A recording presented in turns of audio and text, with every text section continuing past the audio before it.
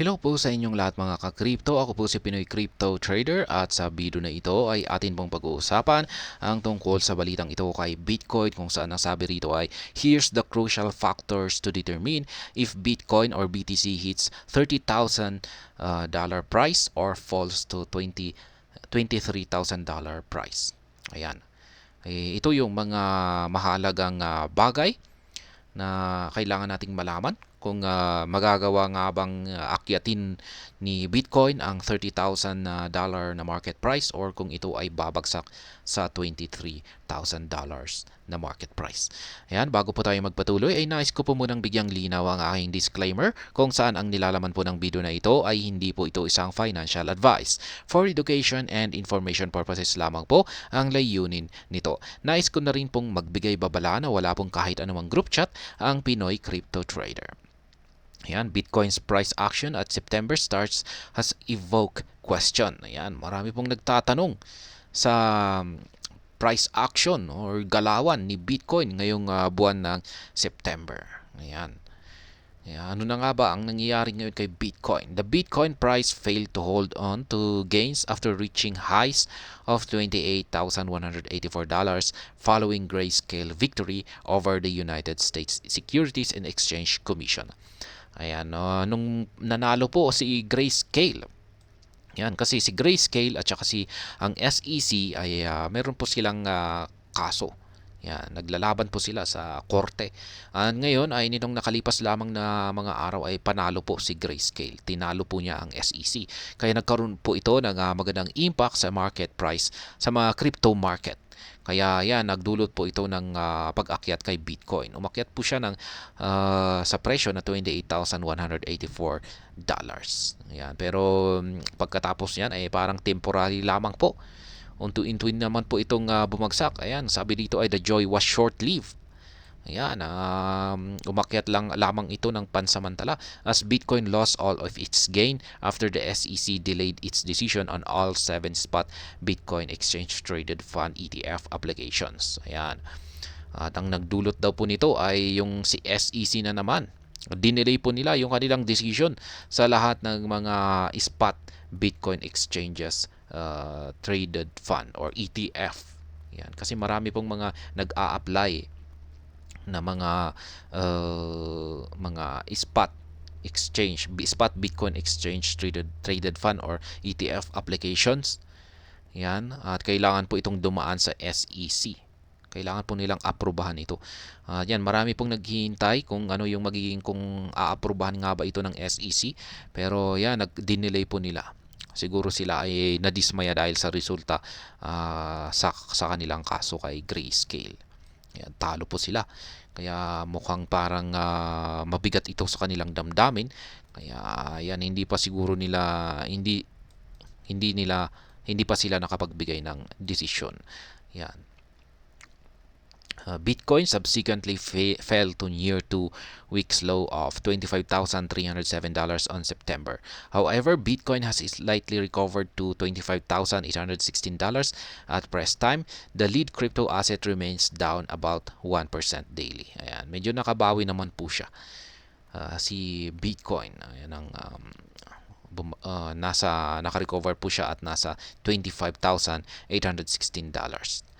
Bitcoin's price action at September's start has evoked question on what might be the fate of the crypto asset in September, which has been deemed historically bearish. Bitcoin has had negative returns in September for the past 6 years as previously reported. Ayan, maraming nagtatanong ngayon kung saan na nga ba ang kung saan napatungo ang price action ni Bitcoin ngayong buwan ng September. Kaya ayan, maraming mga nagtatanong. Siyempre, yung mga eksperto na naman ang tanging makakasagot lamang dito. Yung mga magagaling. Kaya yan, on-chain data analysis by crypto analyst Ali suggests that Bitcoin could risk a trip to near 23,340 due to lack of strong support below $25,400 mark. On the other hand, Into the Black highlighted the next milestone for BTC as $30,000 as 6.2 million addresses acquired over 2.6 million BTC towards $30,000. Ayan, sabi po ng Ali, ng crypto analyst Ali, si Bitcoin daw po ay maaring bumagsak ng hanggang $23,340. Ayan, ngayong buwan ng September kasi mahina raw po yung support nito. Ayan, yung support dito sa ibaba. Ayan, kaya yung below 25,400, mahina po yung harang. Ayan, dito sa ibaba ng 25,400.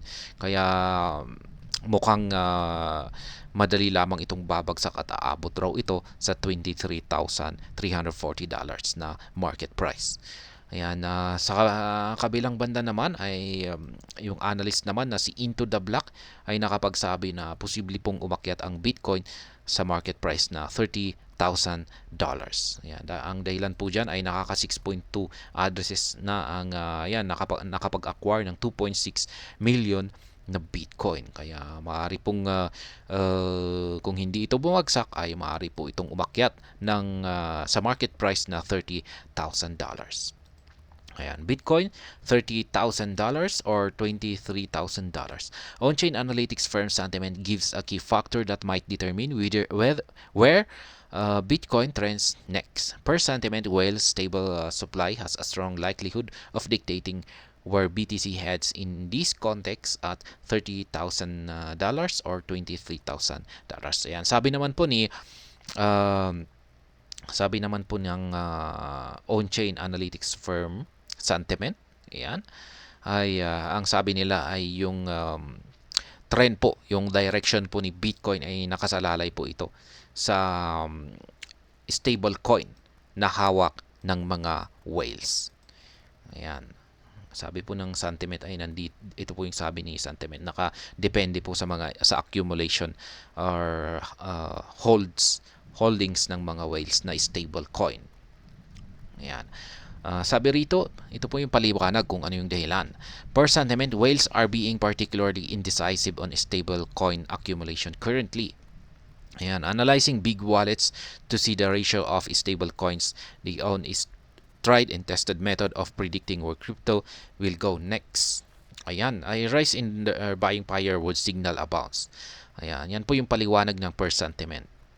Ayan, sabi nga rito, stable coins they own is tried and tested method. Ayan, nasubukan na po yung method na ito. Ayan, predicting where crypto will go next. Ayan, ito yung ginagamit na pang-predict kung saan yung sunod na direksyon na patungo ang isang crypto. Ayan, kaya chine-check po nila kung gaano kalaki yung hawak ng mga whales na stable coins. Yan, kasi ito po kasi yung buying power. Yan, yung kung malaki yung hawak ng mga whales na stable coin, ay nagpapakita po yan sa kanilang kung gaano katindi yung kanilang buying power. Ayan, this aligns with an on-chain data which suggests that Bitcoin last surge might have been buoyed by whales. According to Into the Black data, addresses holding 0.1% of the Bitcoin supply or more have added $1.5 billion BTC in holdings in the last 2 weeks. Yan, may mga nag-accumulate ng Bitcoin, malaking yung mga whales ay nag-accumulate na po ng kanilang mga Bitcoin holdings. Nitong nakalipas lamang na 2 linggo ay ayan na umaabot na po ng $1.5 billion yung BTC holdings na na-accumulate dito.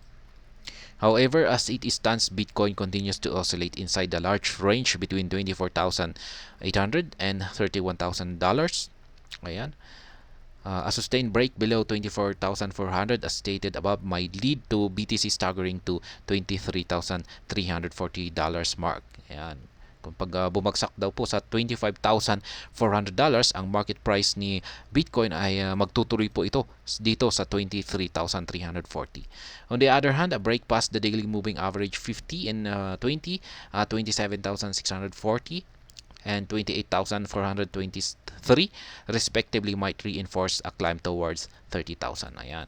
Sabi rin naman dito, kung pag yung market price ni Bitcoin ay nalagpasan niya ang presyo na ito, 27,640 at 28,423 ay ito raw po ay isang magandang signal para makaakyat ang si Bitcoin hanggang $30,000.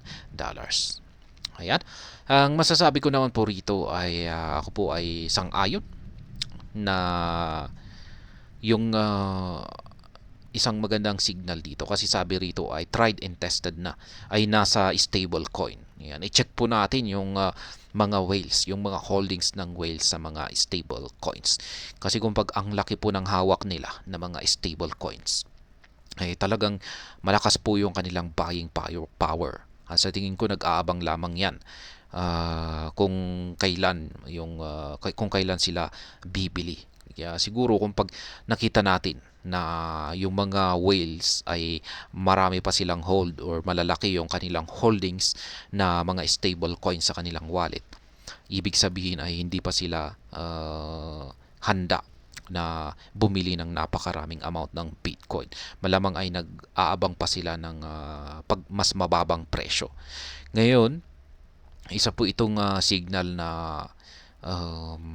na na yung market price or nag-aabang sila ng talagang tamang pagkakataon para sila ay bumili. Kasi kung pag nag-umpisa na silang bumili at napapansin natin na yung kanilang hawak na mga stable coin ay nababawasan, ay dyan na signal na ito para umangat ang market price ni Bitcoin. Yan, magpop-up na ito kasi yung mga hawak nila na naglalakihang amount ng stablecoin ay ibibili na nila ito ng Bitcoin. Kaya yan, tried and tested po ito na method. Kaya yan po, dapat binabantayan na rin na po natin yung mga holdings ng mga whales na mga stablecoin. Ayan.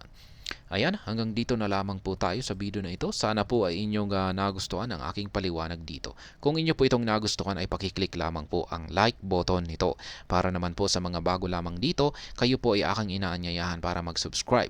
Pakiclick na rin po ang bell icon nito dahil ito po ang siyang magsisilbing notification nito sa mga bago kong videos na akin pong ina-upload sa aking YouTube channel na ito. Marami pong salamat sa panunood. Ingat po tayo lagi at God bless po sa ating lahat.